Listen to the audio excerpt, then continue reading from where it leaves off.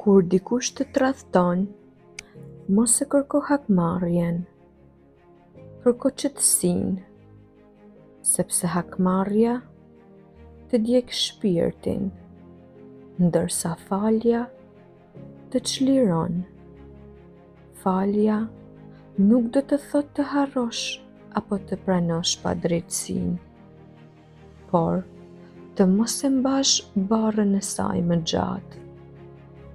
Besimi i vërtet qëndron tek vetja dhe tek Zoti, jo tek ata që të kanë lënduar.